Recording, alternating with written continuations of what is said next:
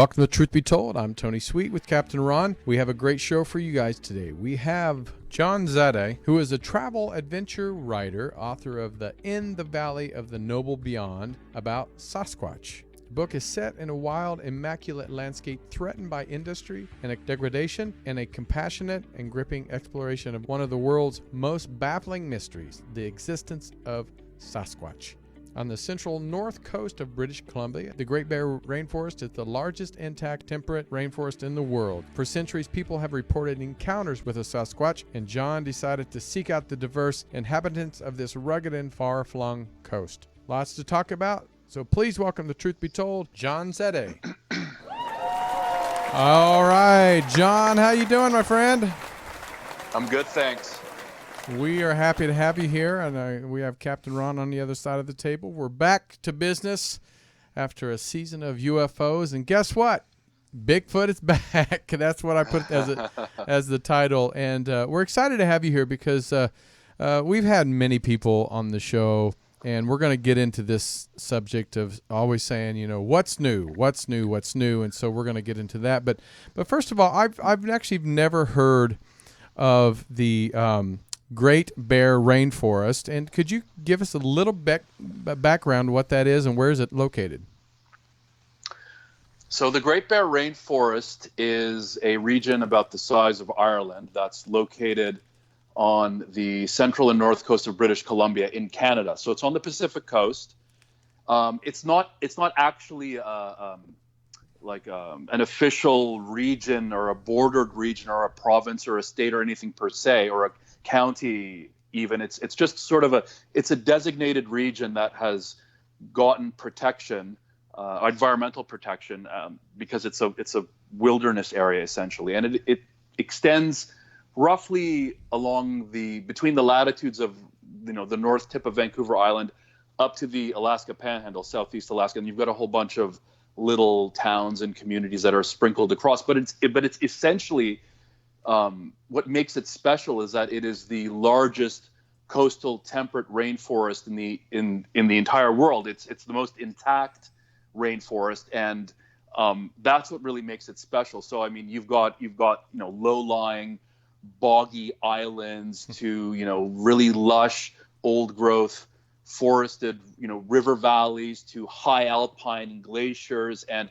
it really is a kind of gem of nature with every conceivable land, terrestrial mammal, and ocean creatures, and it really is just a really profoundly rich area. And so what drew me to it, or what has made it relevant to Sasquatch, is that for all those who do know Sasquatch history and a bit of lore and some of the older school research, is that there's been a lot of reports stemming from the area going back many, many, many decades. And so that's, if there is a place on Earth that would be the most suitable habitat for creatures of this variety, if there was one last place after all other places that Sasquatch has, let's say, disappeared from or became extinct from, this would be the last holdout. Well, and I agree, because I was showing pictures as you were talking about it. It's amazing. It's beautiful. Mm-hmm. I mean, it's beautiful, and but there's a lot of bear pictures. So, right. I mean, and I'm sure you've heard this before. Bears can be, I'm sure, taken as Sasquatch, and so you're a big fan of Bigfoot itself. Is that right? I mean, where you grew up.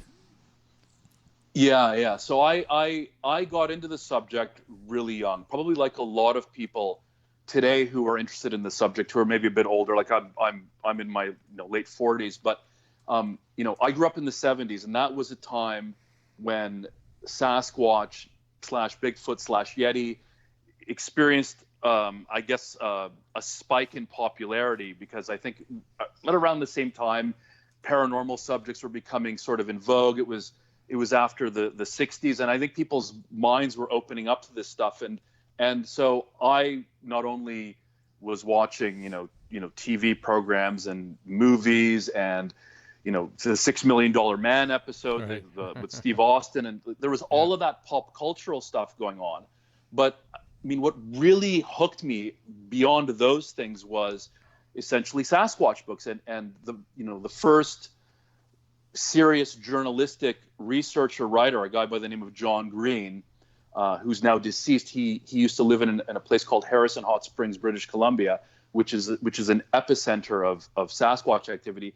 He began to research the topic probably in about the late 50s, and by the late 60s started to publish the first books on the subject, where he cataloged reports really journalistically, really straight up, flesh and blood creature, none of the paranormal stuff, just he was the first guy to do this. And so I was taken to public libraries as a kid. My mom used to take me with her, and we'd go, and I would go rummage around, and lo and behold, I came across the unexplained mysteries section, came across Green's books. And I mean, I don't remember the exact age, but I was maybe 8 or 9, and I was a fairly advanced reader for my age, and his books were not written in a very difficult English, so I just ate them up. I consumed them. I was totally in love with them. I would read them at night before I'd go to bed, and was entirely enthralled. And then eventually I sought out and found other Bigfoot related books, Yeti related by John Napier, Peter Byrne, and right. I guess I became a fairly young authority on the subject at the time, so it stuck with me. Are there a lot of sightings in this area that you're talking about, John? We hear about them in Washington and in Oregon and even Ohio, Pennsylvania, but I don't hear a lot of them in Canada. Do you, Tony? I mean, it's typically... I've heard about Canada, but not specifically Right. this area. I mean, that area sounds like an ideal place for them, although is there a lot of sightings there, Right. is my question. Yeah, so I would say per capita there are a fair bit of sightings. I mean, you have to keep in mind that because 4 people live there, are, right? What's that? Sorry. Because 4 people live in that area.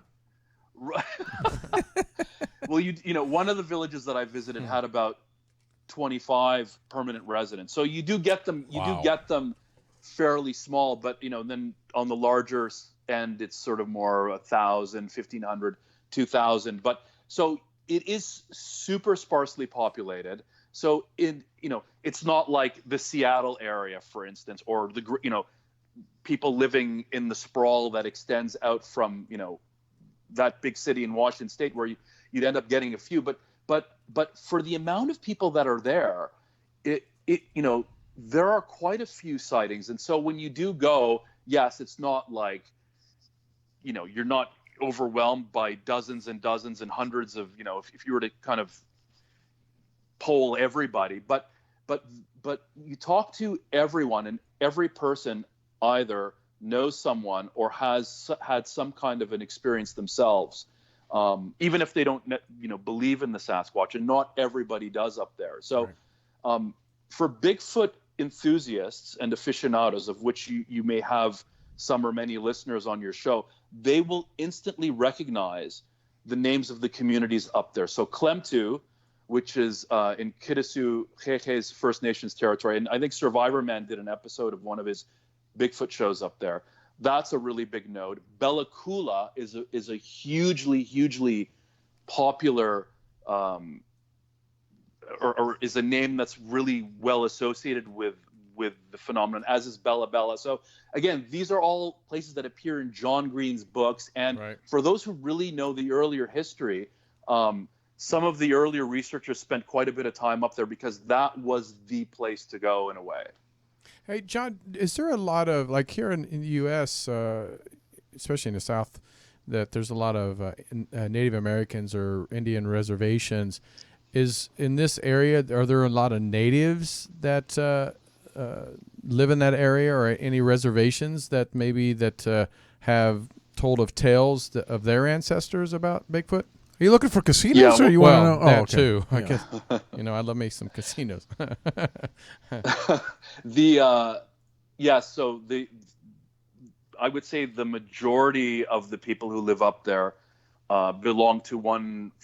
In Canada, we call them First Nations. One First Nation group or another. So there are the entire BC coast is there are many such nations, and they have a lot of Sasquatch lore in their culture. And yes, it does go a foray back. In fact, the word Sasquatch is an anglicization of a local First Nations name for wild man of the forest in the Harrison Hot Springs area, the Harrison Lake area. So, I mean, it's a huge, huge thing in BC among the Indigenous people. And so the area that I went to, yes, it's a big part of their culture, although, again, not everyone subscribes to it.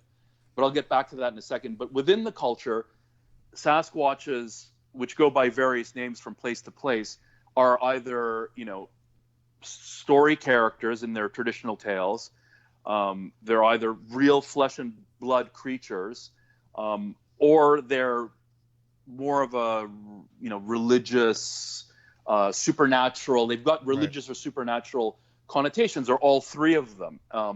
So you would talk to some elders even, and they will tell you that, they heard stories from their elders who heard stories from their elders before that the Sasquatch were a tribe or a group of people or a community that they would trade with or go to war with. And they were just another group of beings, just like any group that lived on the coast. John, do you know how far back that goes?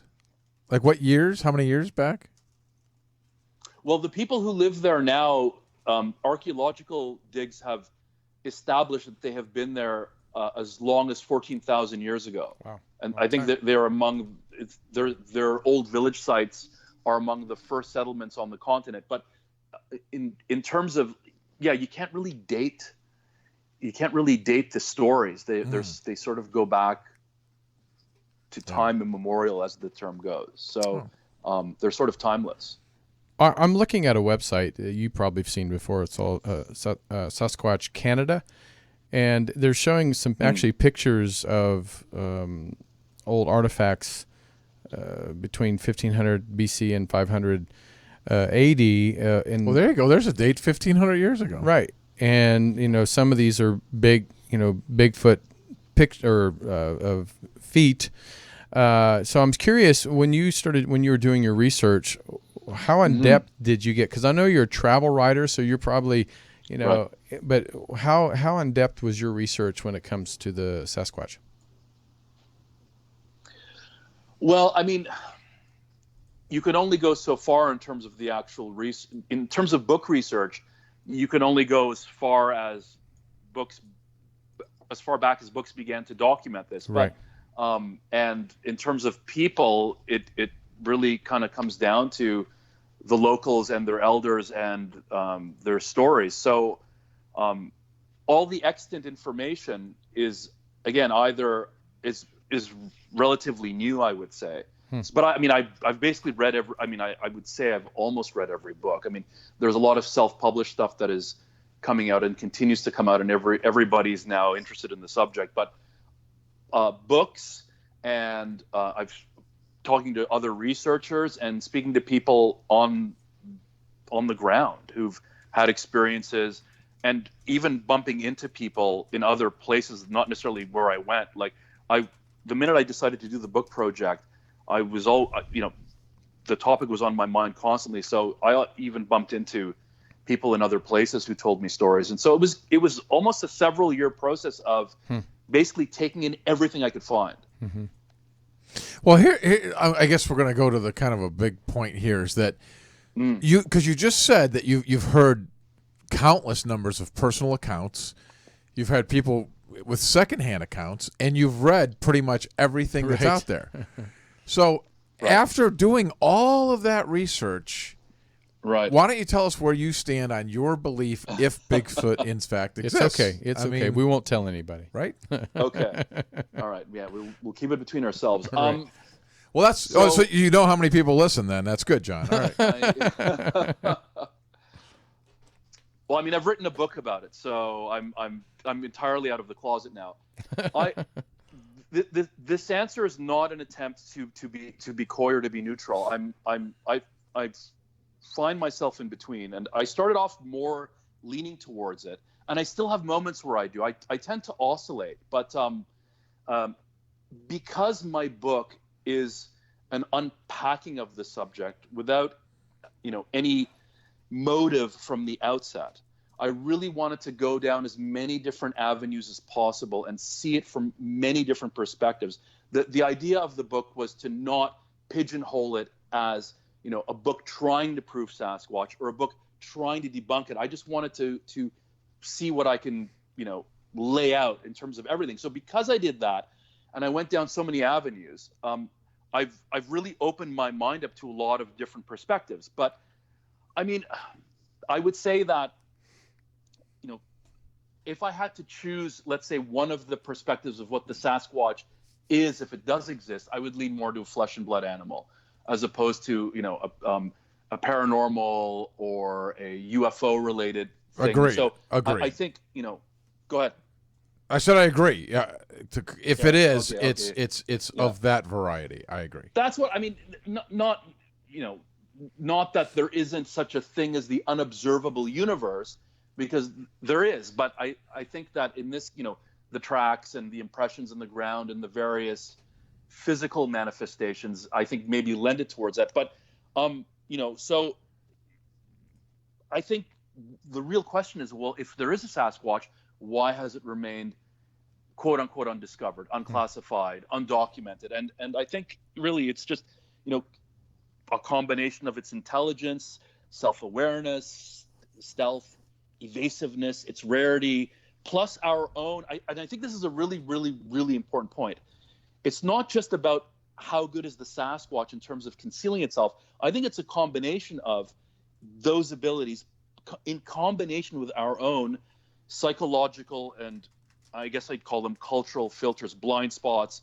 We have a hard time seeing them, I think. And I think that creates a perfect storm that has caused them to be, undiscovered by science to this date, if they do exist.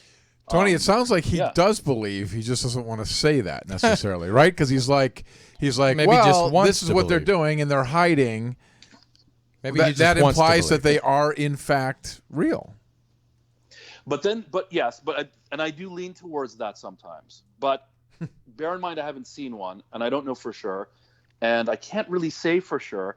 But at the same time, I put forward other ideas in the book, and one of them, for instance, and this is sort of an abstract idea that I can't prove, but somehow appeals to me as an explanation. That is that perhaps there are moments where people who are out in the wilderness, who are out in the forest, and they're in pristine, beautiful nature, are bombarded with resonances of nature. Like maybe the human mind, when it finds itself in certain environments like that are really powerful, the mind maybe has a hard time understanding or processing or creating an actual image or a symbol, of that kind of frequency of nature. And so what it does is that it goes to a kind of a symbol that it attributes to it, and that could be a wild hairy man, or perhaps even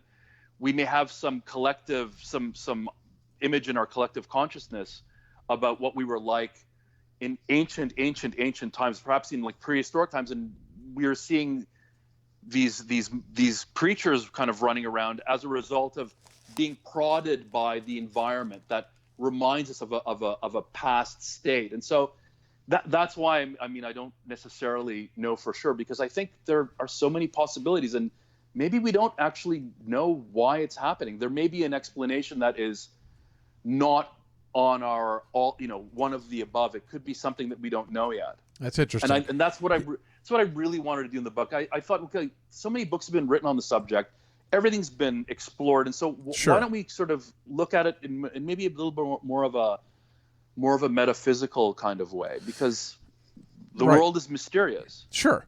I fall down on the, I just can't believe that it's real, because by now somebody would have something, a fingernail, something. And I've yet to see that. However, I will say 3 quick points.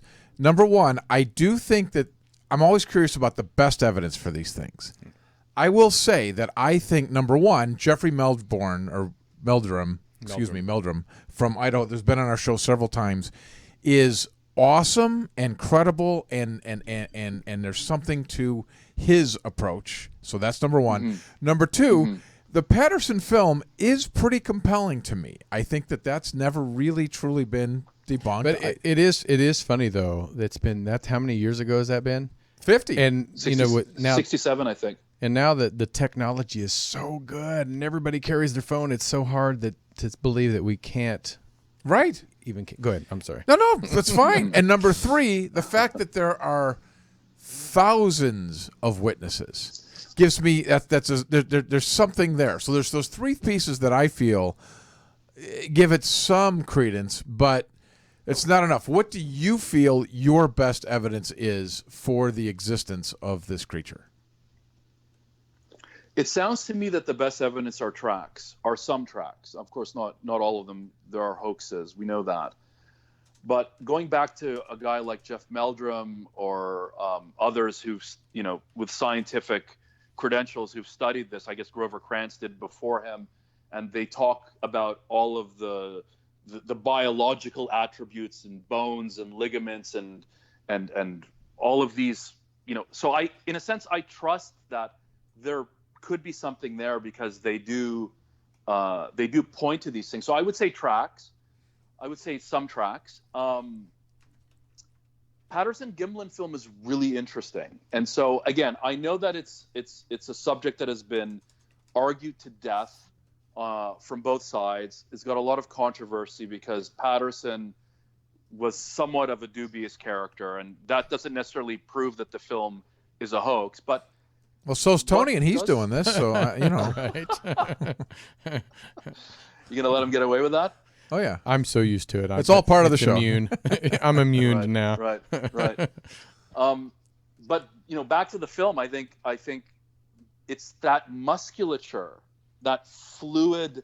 Like when you think of ape suit, especially back in the 60s. Right? I agree. Yeah. You would imagine droopy, kind of straight cut, kind of really unconvincing. But this thing's got like muscles. And it's incredible. It really is sort of compelling to me. Like you feel its weight. It just looks big, right? And so that to me is what always strikes me when I look at it. And you're right. I don't think anyone has properly debunked it. When that guy came forward and said he had the suit, or he made the suit, and he showed the suit to the cameras, the suit looked nothing like exactly the actual creature, right? So these are the sorts of things that to me make the whole business a true mystery, right? And that's what keeps me sort of, I know that humans are masters at self-deception. We all are.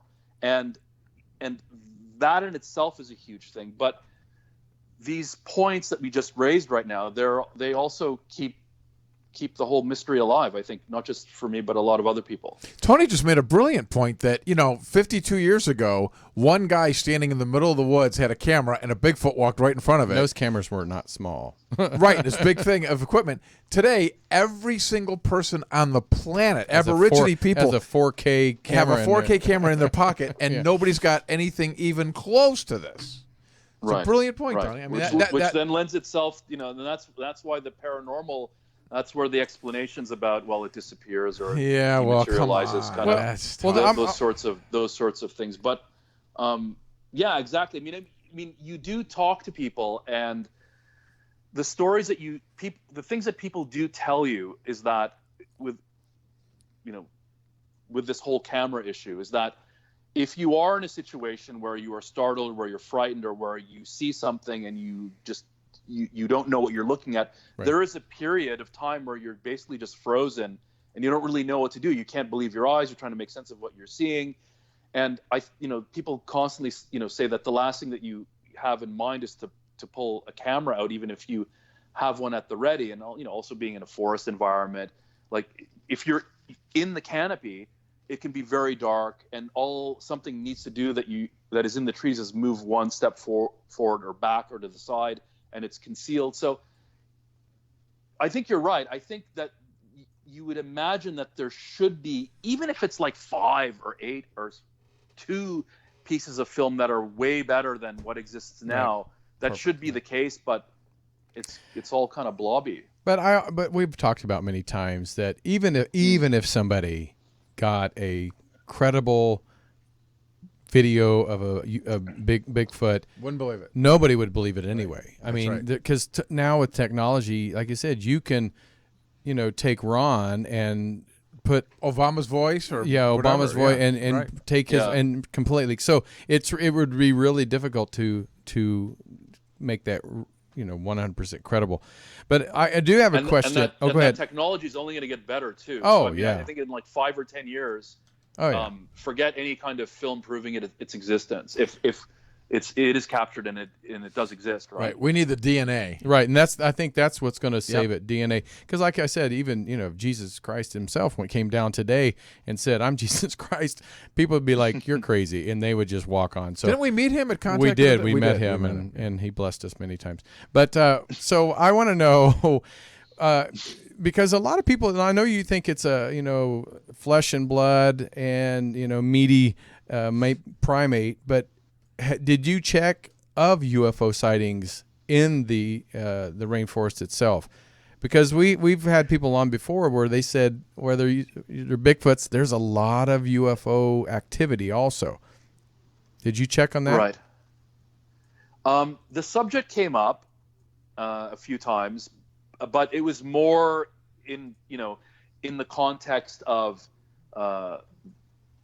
this subject does have that interpretation, but people did not tell me about any kind of UFO related activity or anything alien related in terms of the Sasquatch. And it's sort of a blank spot actually. Well, then couldn't it be the kind of people that see a Bigfoot are the same kind of people that would see Probably a see a UFO, UFO, right. that would see all these things and Yeah, well, I think there is a correlation between the Pacific Northwest, Sasquatches, and UFOs, and in terms of the kind of people who are interested in the subject, who live out there. I think it's a really beautiful, enchanted, mystical place. It attracts a lot of New Agers, and you don't have to be a New Age person. You could be just a Joe Blow kind of thing, but Right. yeah, the human component, I think, is a really, really important component to this. And again, going back to perception and to belief and to, you can't really truly properly explore the subject. You can't unpack it in its entirety without looking at that aspect of things. that's fair. Yeah. I totally agree with that. And okay, I want to ask you about this, and Sure. I'm gonna try to pronounce his name but he's a famous wildlife biologist. He was a big time UFO researcher and spent most of his life since the 60s, 1963 exact, and then passed away in 2018. John Bindernagel, is that right? That's right. That's the North American great ape guy. Right. No UFOs though. Did you just say UFOs?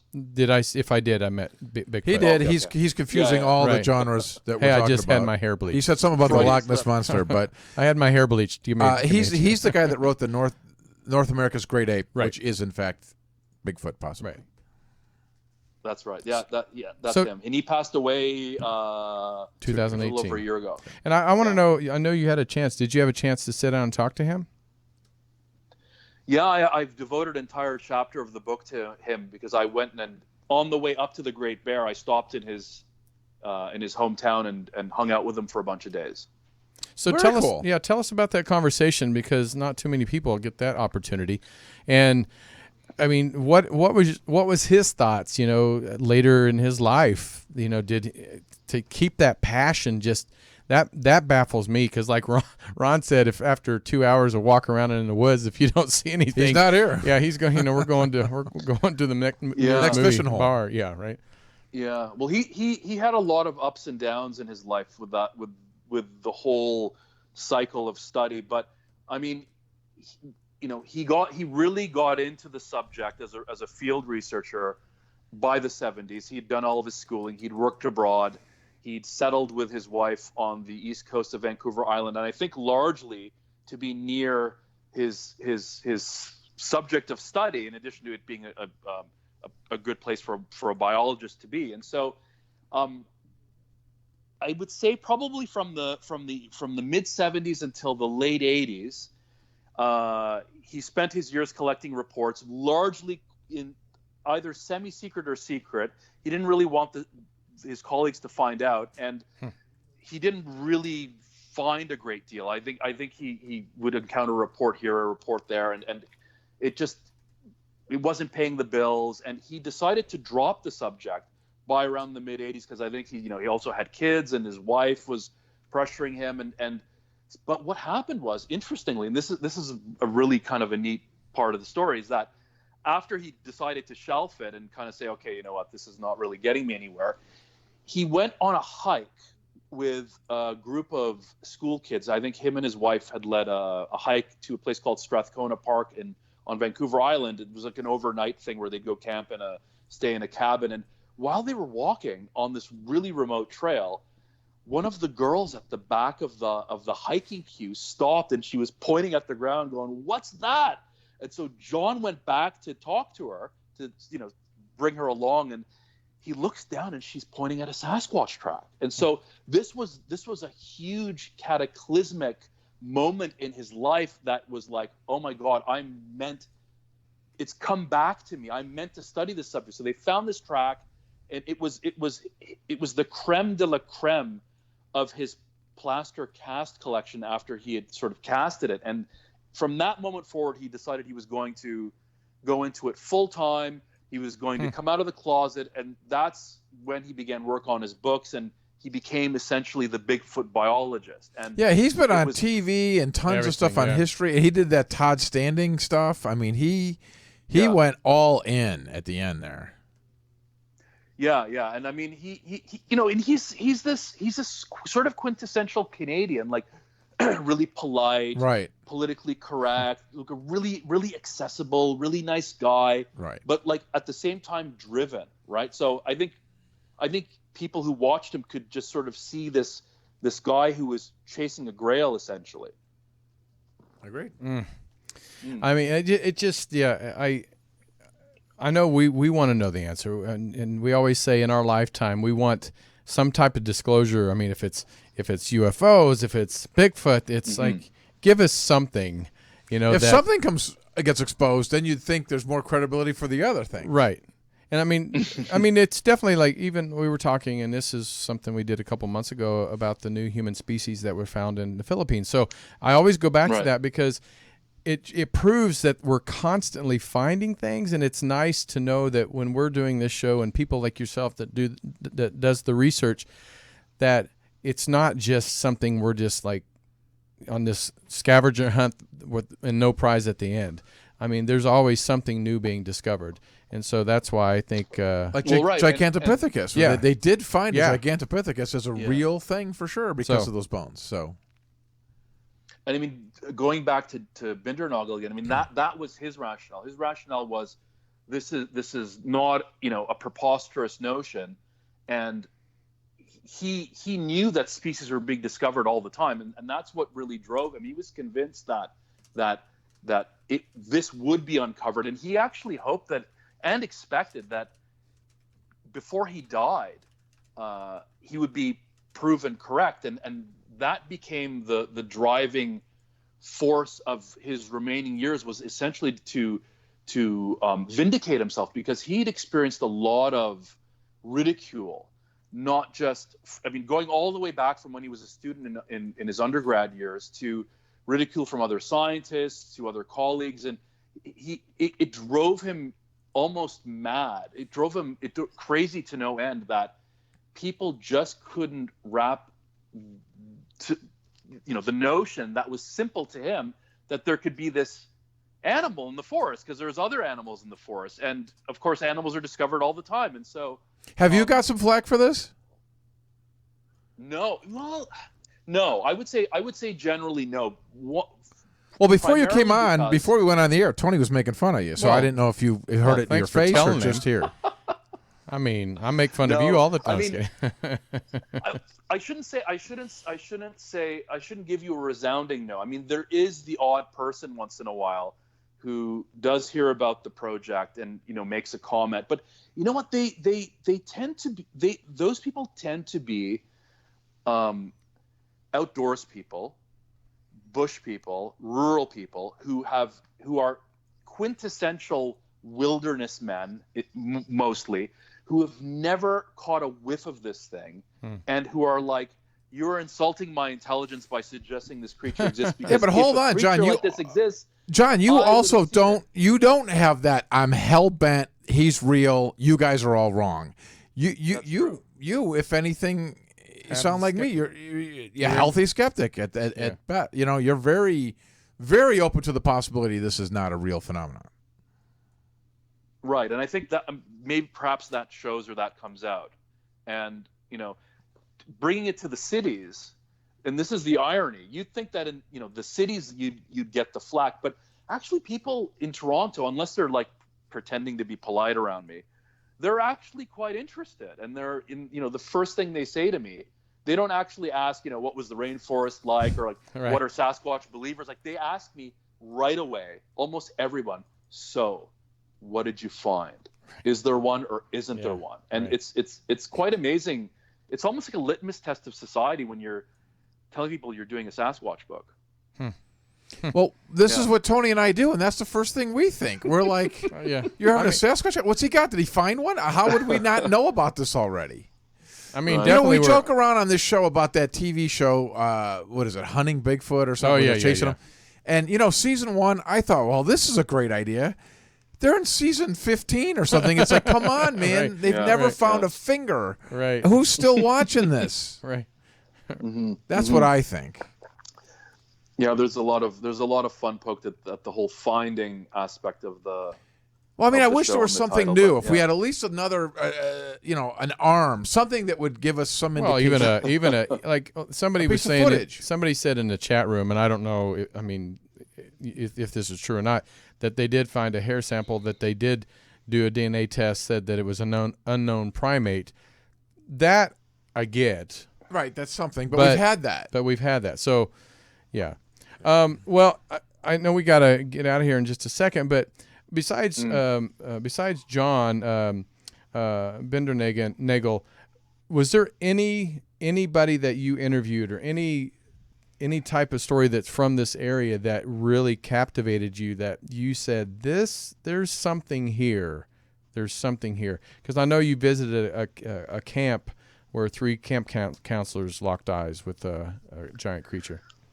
So, the camp story in the book that you refer to, there were actually 2 camp stories. Okay. The one that you refer to was a nighttime report, and it was convincing, but there's another camp story that is even better. And the camp stories involve kids, and Sasquatches tend to be seen and appear around kids because apparently children are not threatening to them, but that's what makes it interesting. But yes, one story does stand out, and that involves, and I'll give you the really short version of it. Essentially, 3 adults took a handful of young girls on a camping trip to a place near Bella Bella in a really, really remote inlet to a cabin to do an overnight camping trip. And essentially what happened was, when they arrived on the Friday afternoon, and they dropped the girls off to do some clam digging on the beach, and then the 3 adults and one of the girls went to go drop